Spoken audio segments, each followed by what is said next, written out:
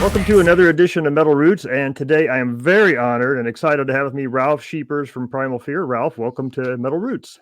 Thanks for having me, Wade. All good. Yeah, well, this is really a thrill for me because I've been listening to you guys since 1997 when the debut came out. So, I Mhm. mean, you're one of my favorite, longest running metal bands of the last few years. So, this is really cool to get a chance to talk with you. Awesome. That's been a while, huh? Yeah, exactly. Exactly. Just a little while. So, the first thing I want to ask you is, did you grow up in a musical household, or was just music something you gravitated to just on your own? Yeah, my mom listened to radio, so I had the German Schlager here, and she was singing along harmonies. She's a good singer as well, and my dad as well. He was singing in the choir as well, and maybe that's my roots somehow. And of course, by listening, it's the same with the kids nowadays. If you listen to music, it's teaching you, right? So that's Yeah. what happened to me back in the days. So, when did you start to gravitate to like the harder music, like the music that you embraced as okay, this is my music, this is what I like? What were some of the early things you heard, or what were you drawn to? Actually, in school, I listened to Bay City Rollers and Sweet. Yeah, Before the new wave of British heavy metal came, and I was late in the new wave as well because I think not British Steel, and those albums they were released already until the Unleashed in the East came out, and you you hear it on the name. It's Judas Priest, of course, which really kicked my butt in the end into heavy metal. But before that, I listened to Iron Maiden, Def Leppard as well. So yeah, the 80s, you couldn't escape, you know. So sure. and you didn't want to escape because I really was a fan and still am a fan of the music. I'm doing it now on my own, so I'm still into it very much. Yeah. So, when did you get into your first band? What age? When you kind of okay, we got together with some guys, we're going to form a band, even if it was just a high school band that played some gigs. What Yes, was your first official gig exactly. or band? That's what happened in school, in mid school actually. Singing through a plastic microphone through a radio recorder. And that was the first rudimental steps into wow, music is great. Although it didn't really sound maybe great back in the days, but it's always step by step. It's an evolvement, and still now you're still developing. So if you stay at one point, somehow it's a way back. So we always evolve a little bit, you know. So Sure, and sure. back in the days, I think it was 15 when I started in school. So Okay. but I was already singing along in the streets of Essling in my hometown and screaming to Judas Priest back in the day. So, yeah. So basically, singing was always some kind of, all right, I can do it. Yeah. So what was it in particular about heavy metal or hard rock that drew you to it? I know was it, because was it the riffs, the powerful riffs? Was it the kind of soaring vocals, the double bass drums? Was there a particular element that just drew you to the harder music? In the end, everything. I mean, I've listened to Scorpions as well, to the Tokyo tapes when they came out, the live music, and I fell asleep with my cassette recorder because we Yeah, had cassettes back in the days. exactly. Fancying, imagining being just a guitarist, not even a singer, you know, and these vibes, this energy, which you already heard on those live albums, you didn't even see a picture, but you pictured it on your own, right? So and the energy and the give and take from the audience and the band that really grabbed me somehow. And of course the music, rhythm, always like Yeah, headbanging is always rhythm, and heavy guitars, yeah, the distorted guitars that were, it's not so long they were invented back in the days when I listened to it, so it was sure. brand new in the world of music as well, and also brand new in my music world. Well, that's one thing about your music in particular I really appreciate is, it's weird because I play drums, but I'm really drawn to like a guitar riff. That's Uh-huh. what draws me into a song. It's got to have that balls to the wall, whatever kind of big Yes. opening riff that gets my attention. And you Yes. guys, in my opinion, are like masters of the riff because you have, Oh, thank you know, you. 14 But I studio know albums and you haven't run out of riff ideas yet. You just have killer riff after killer riff. And then you layer your vocals on top of it, and whether it's Randy Black or whoever's playing drums for you, it's always incredible. So, I mean, yeah, that to me is it's all those things in one is what kind of makes metal powerful for me as well. yeah. Um, do you remember maybe one of the first albums you bought with your own money? Rode your bike down to the record store, walked down to the record store, and said, "I'm going to get this one today." Yes, it was Sabbath, Bloody Sabbath from Oh wow, Black Sabbath, okay, and those were the days when you were really had those record stores, where you really were searching for stuff and looking for stuff. Oh, this looks good, and you couldn't pre-listen. And of course, Yeah. I did. Hold on a sec. Of course, I listened to it, and wow, and it's exactly what you said. When the riff comes up, it's those Sabbath days were also a band which I was listening to. So it was really exactly that album what I had the first. And then the Scorpions and several stuff I can't remember, but so many Yeah. new wave of British heavy metal albums I had. I still have them here, but I can't play them. I have no record player anymore. Exactly.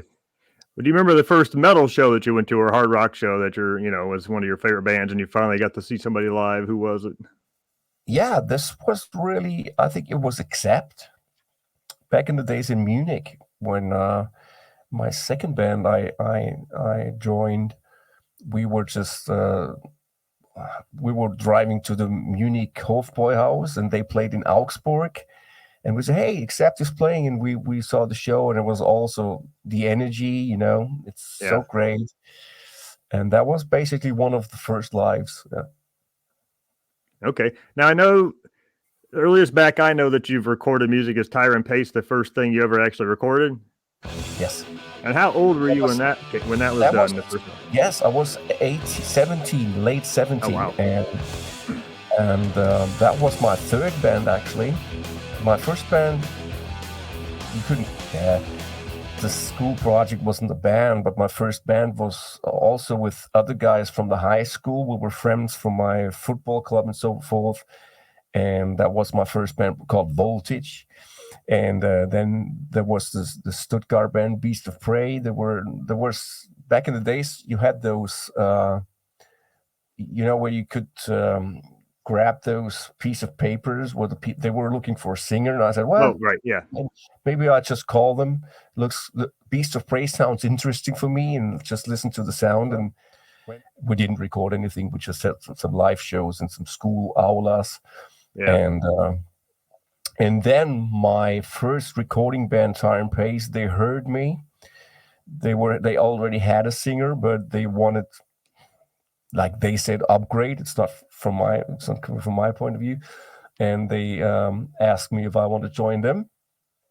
And I always saw them as well because there was Tire and Pace, and I saw those posters in Esslingen, the heavy metal outfit and stuff. And wow, and I really digged it. And the guitar player, Oliver Kaufmann, he was really good talent and still is. And so he played those heavy riffs, those kind of things. And that's what I liked. So I was flattered that they want me, and joined them, and recorded demos, recorded the first album back in 1983. I started with my education and my job at daytime, and at nighttime we went to studio recording an album. That's awesome. Now I know Gamma Ray was next, and how did that come about for you? Did you know Kai or any of the guys, or was it just an audition? Of course, throughout the years you knew the people from the scene as well, and Kai asked me to sing a demo for a band he produced in Hamburg, Prophecy. I think the name was Prophecy. And so he invited me to Hanover, where I already recorded an album with Tire and Pace, and we got touch base as well there. And they heard me and said, wow, great singer. And before they had Michael already. And then, of course, they had Michael, and huge success and well-deserved and everything. But Kai produced that band from Hamburg, and he asked me if I'm ready to sing some songs. I said, yeah, why not? I'd come up, and went to Hanover and sung 4 tracks. And that's how we got to know each other personally more. And of course, kept in touch.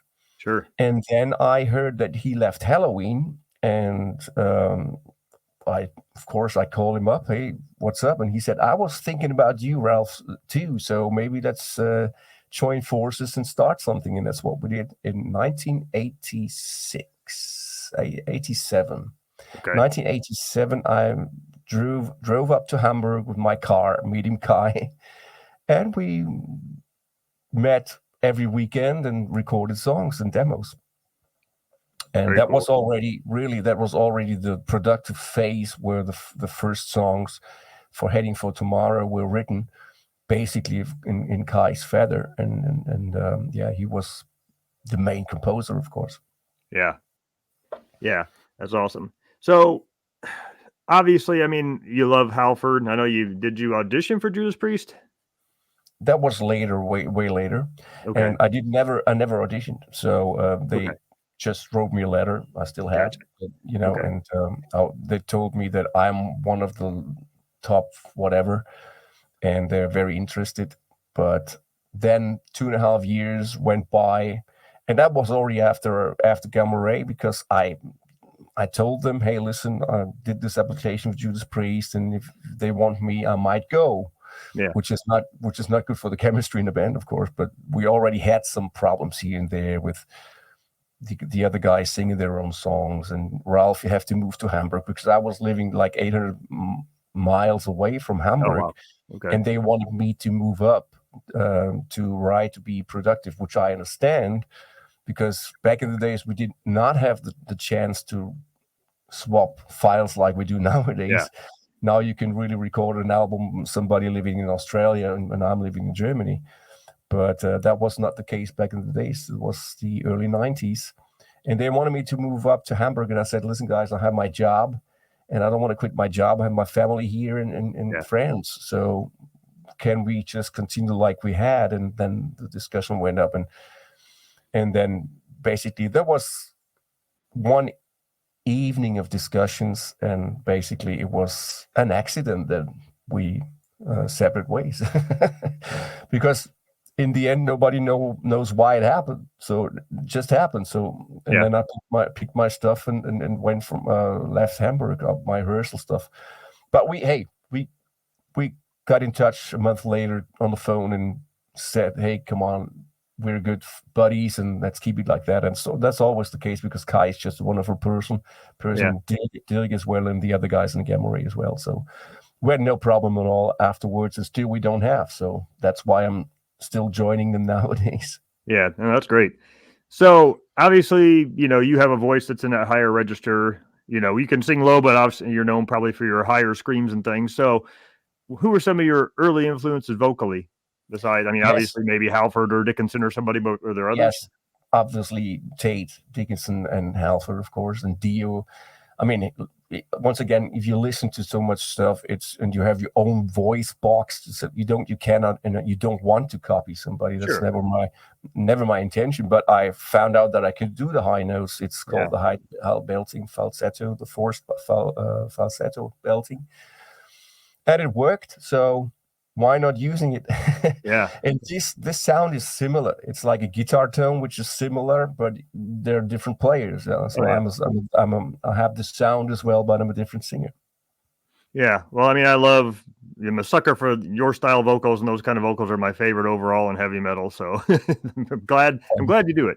So thank you. When it comes to like newer metal bands or newer singers, I'm sure you guys play in Wacken and all these festivals over there, you probably get to experience a lot of bands. I know I'm sort of a musical sponge. I'm always looking for new music, but are there some newer vocalists or bands that are kind of on your radar from the last few years?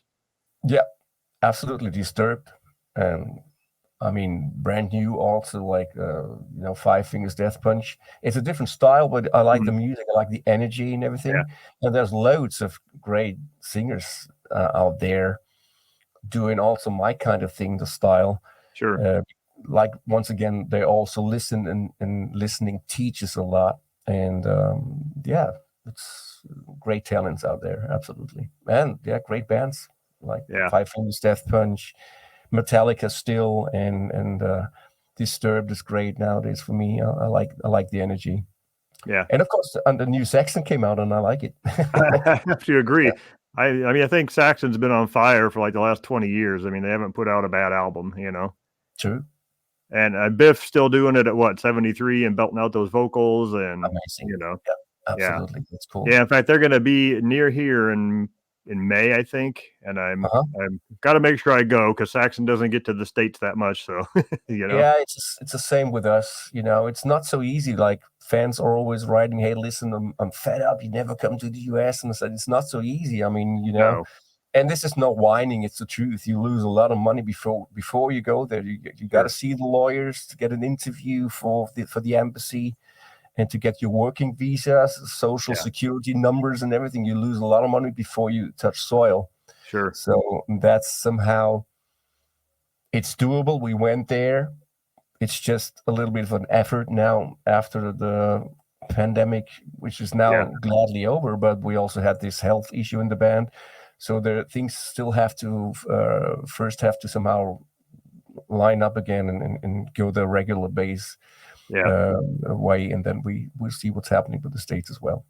Oh, I was so bummed back during COVID because I had tickets. You guys were supposed to be playing the States with, I think it was Firewind, Yes, exactly. Symphony X, and you. And I hadn't seen Firewind or you guys. And so I was so excited for that show. And then it And got canceled thanks to COVID.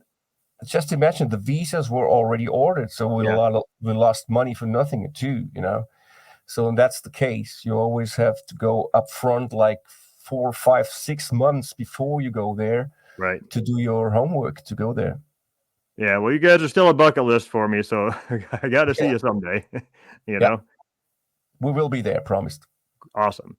So, what has metal meant to you throughout your life? I mean, it may sound like a corny question, but I know a lot of us into heavy metal, it's not just music. It's like, it's a passion. It's part of who we are. I mean, you guys have written songs like Living for Metal and Metal is Forever and Metal Nation and Metal We Trust. I mean, I feel those kind of songs, you know? I mean, Close I to mean, metal. yeah, Yeah. once metal grabbed hold of me, it's like it's been part of who I am for 40 plus years now. So, what has it meant to you throughout your lifetime? Besides, I mean, it's brought you awesome friends like Matt Sinner and guys that you've been with for years, and you've had Yeah. opportunities to see the world and do things. But what else has it meant to you?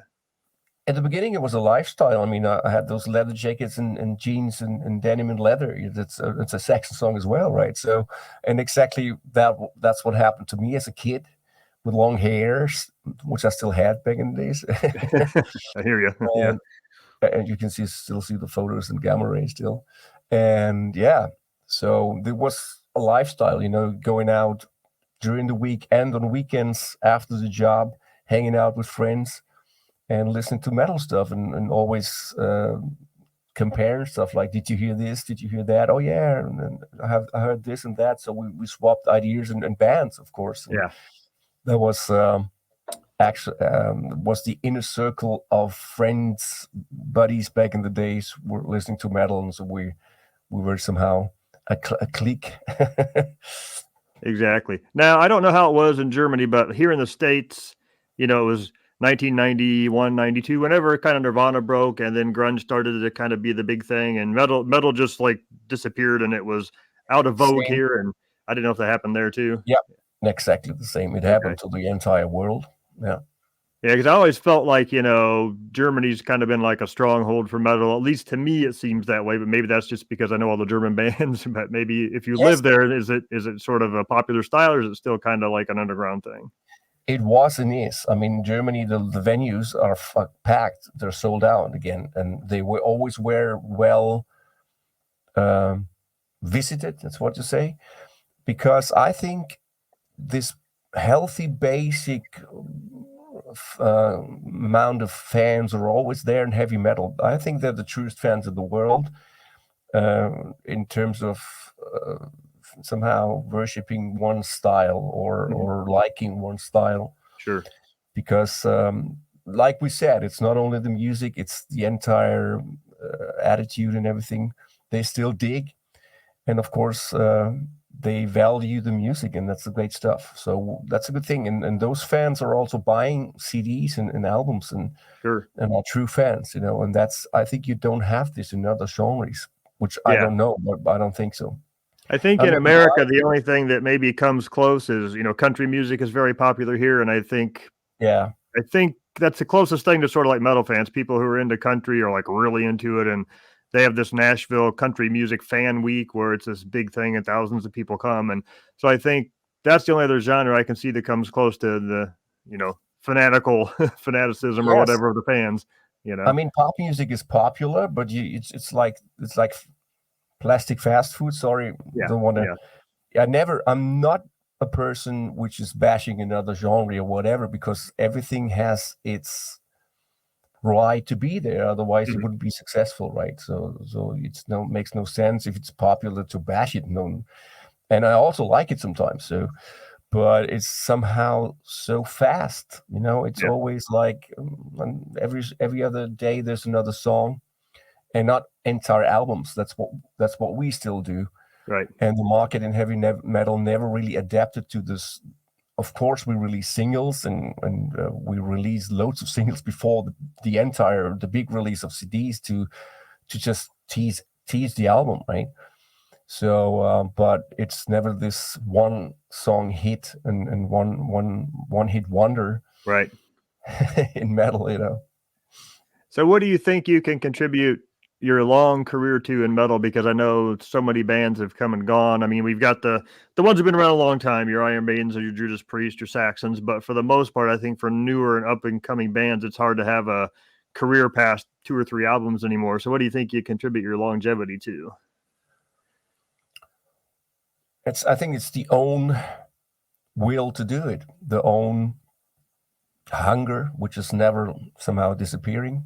Yeah, I'm getting, I'm just got 59 and I'm still very hungry to do yeah, this kind of thing, because I just, like before the interview, I just stopped my DAW, my DAW hmm, composing songs, because yeah, I'm really into finding new ideas and exploring and checking, and it's still there that you are really keen to get some new stuff. And yeah, I really got some kind of nerd in finding better sounds and make it better. Not only with my voice, which is I'm still thinking you can always develop, even if you're it's eldering a little bit. I can feel, of course, I need to warm up more to get those highs, but it's also adding some character, sure, which I never had. So that's a good thing. yeah. I think you nailed it. I mean, I think it's that hunger and that passion because, a lot of people would have like thrown in the towel years ago. And when, especially in the mid 90s, early 90s, for that stretch of years where metal just wasn't popular or selling very well. But I think, like you say, it's that passion for just, if it's in you, it's got to come out of you, right? It's, Listen, yeah, wait. I mean, there were those guys back in the '80s already. They somehow knew, wow, heavy metal's popular, and girls are coming too. So they were there for the music. They were learning guitar from somehow getting chicks. But that was never my point. I mean, yeah, of course, back in the days, it was good to have if they're there, but that was not my goal. Somehow being a musician because of that reason. right. Never made any sense to me if people say that. So, and I still have my names and my buddies from the past, which were really doing music because of that, and then Mhm. they really disappeared quick. Yeah. Well, I think too, I mean, as you know, metal's kind of like a brotherhood. I mean, I've got so many friends, and I think most of my closest friends have been because of the connection through heavy metal. I mean, I became friends with a guy in Tucson, Arizona, which is thousands of miles across the country from me, and we became sort of best friends because of a connection through metal. Awesome. Things like that. You go to festivals and concerts and you see all these people that you see like once a year at the fest or Yeah, whatever, and great. you hang out and go grab dinner between bands or whatever, and it's just it's become it's That's a cool cool. Yes, brotherhood that I think.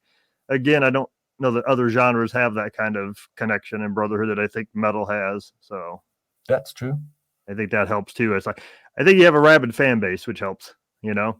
Absolutely. Yeah. I mean, in the day and age when MP3 kind of killed CDs and things like that, I mean, I still buy CDs. I'm still the guy who wants the physical cover, the physical product. I want to read every liner note. I want to read the thank you list. And That's so, exactly what I said before. The fans want a product, and yeah, this. And I remember having this album covers and reading and seeing the pictures, and reading the lyrics is different than just listening to it, right? So exactly. you really get into it. You get the story more intensive. That's the word. And yeah, so that's always good to have a physical piece of whatever in your hand and Exactly. listening to the music, right? That's always my fear of having all your music just in the cloud, because someday the cloud might just evaporate, right? Or the server goes down. There goes all my music, right? So I want to I physically have it use to listen to. Yeah, that's true. I use both. I also have my iTunes going on with Sure. the new albums, and I buy them. Yeah, so it's not Yeah. really just copy paste or whatever. Right. I would never say I never did it, but I'm buying music. Yeah. I was going to ask you, this is just kind of a goofy question, but are you more of a, vinyl, CD, streaming, or even cassettes now that they're kind of making come back a little bit? Now I have MP3 and I have a CD player also. So yeah, it's not. I think it's better quality than MP3 in iTunes, Yeah. isn't it? It's like AAC3 or whatever the format is. So it's good. Good sample rates Yeah. Right. also. Yeah, so but I think still you can compare it to vinyl because you get this certain, I think it's the audio compression. Hmm. It's on already recorded on the album by tape. It's all somehow not digital, it's all somehow audio, so it's all um, somehow you have a certain warmth Yeah. and a certain warm compression on it. And of course, when the record it's becoming to end, the quality somehow is lacking because I think the track is somehow getting a little bit thinner. That's Hmm. why sometimes it hops.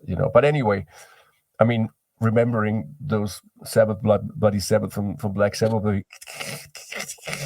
Yeah. Right. you know, when the record was dirty, it belonged to the music, so it was dusty. Yeah. It's just part of it. So, is there any bands that like you would listen to that people would just be sort of like, oh, I didn't think Ralph would listen to that? Any kind of oddball stuff out there you like or listen to? Yes, I mean, I'm listening to classic music as well. I like the instrument cello is really giving me relaxation. I can really somehow. Well, I'm not saying that I'm pretty much into the meditation. That's the word. Sometimes you can really meditate when you just leaning back and listening to really smooth and low classic music, and Mhm. it's helping me a lot. So maybe people didn't somehow think that I'm listening to it, but I like it very much. Also, I like the instrument. I like classic music. I like the orchestra and everything. And there's energy as well. I mean, metal sometimes is really also like when the big orchestra is really into it. It's heavy Yeah. metal music as well. Yes, and sometimes also country music, which back in I think I can't remember the name right now. Keith Urban, Mhm. he's amazing. So it's really also gives me goosebumps listening to that guy. Yeah. Cool. Very nice. Yeah, I think some of those country guys, I mean, I'll give it to some of those guitar players in country are great. Keith Amazing. Urban's not too much of a slouch on guitar. He's pretty good. And Yeah, Brad Paisley's a really good guitar player. So, absolutely. yeah, They don't play the distorted stuff, so you have to be really clean playing. exactly. There's no hiding behind, a wall of sound when you're doing that. Just kind of So promote what you're up to now. I know your last album came out, at least here in the States, in September of this past fall, Code Red. yes, But I know you're kind of an in-demand singer because when I went and looked at the list of everything you sang on as just a guest vocalist, there's a long list. So, yes. I can't remember all the projects I sing. This is also something I offer to bands to have my voice and my input, and of course deal with my name. yeah. And if I like the music, so I don't do something I don't like. Of course, that's not honest. So in the Sure. end, now we're up to touring. I mean, we start in 2 days, so we rehearse on Thursday, leaving on tour with UDO. They are already touring right now, and we're just jumping on the wagon on Friday and joined in for 13 shows in Germany and in Switzerland. So that's what we do in the next 3 weeks. And of course, we're already always parallel composing. Yeah. And you just got So back from Japan, correct? Because I know when you and I had talked exactly, yes. initially, you were So heading to Japan. So, yes, exactly 2 weeks ago. And yeah, we are also releasing a single for the album, not for the album, for the tour. And this is a remixed song. It's remixed and remastered. We released that already. It's a cover song from Heart. It's If Looks Could Kill. Sure. So we mastered and remixed it, and the other way around, remixed and remastered, and recorded the video. So that's the guys in Raiding Phoenix, our record company, did. They edited the video. They had a guy who edited this video for us. So it's going to be released, I think, on Friday. Yeah, it's on Friday when we are hopping on the tour. The single will be out. Yeah. Now, speaking of touring, I was going to ask you this because obviously you guys have played all kinds of places. Do you have a favorite festival or favorite place you like to play that's always good for you, or just a good crowd? It's not easy to pick favorite, but Wacken, of course, is the huge festival and grass pop.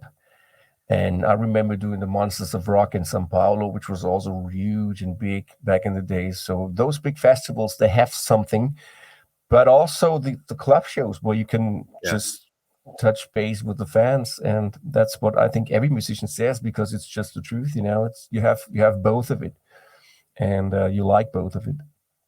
Yeah.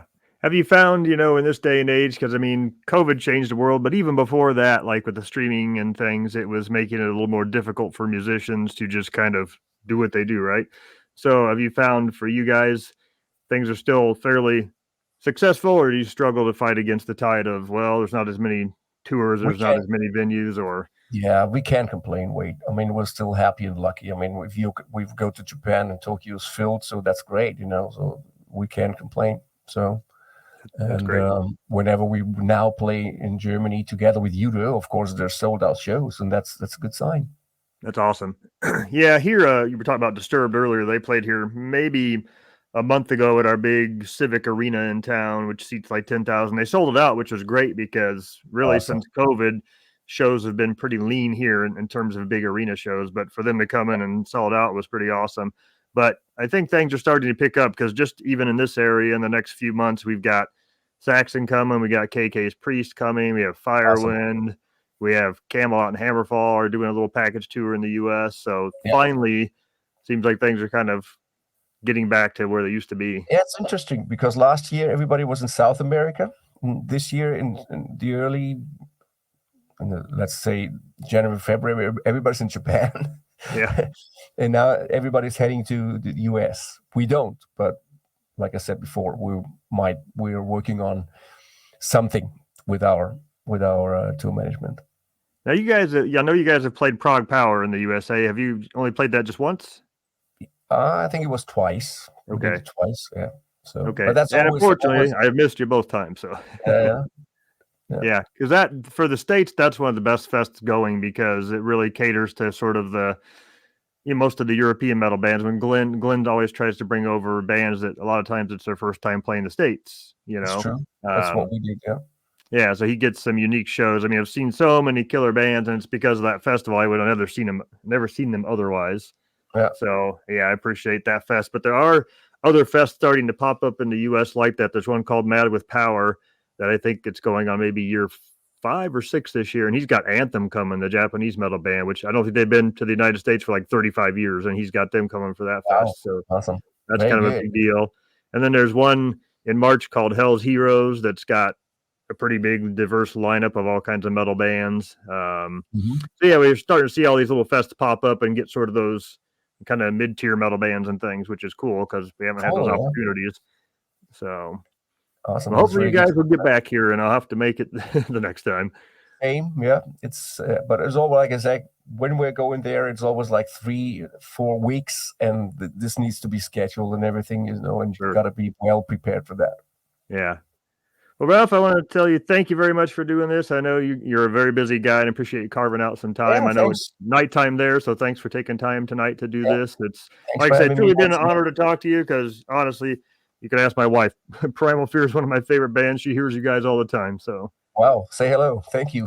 Appreciate it. So yeah, appreciate all you guys do, and appreciate the music you make for us fans. Thank you. Yeah, and thanks for talking with me tonight. I really do appreciate it. Thanks for your support, Wade. All right. Take care, Ralf. You too. Bye-bye.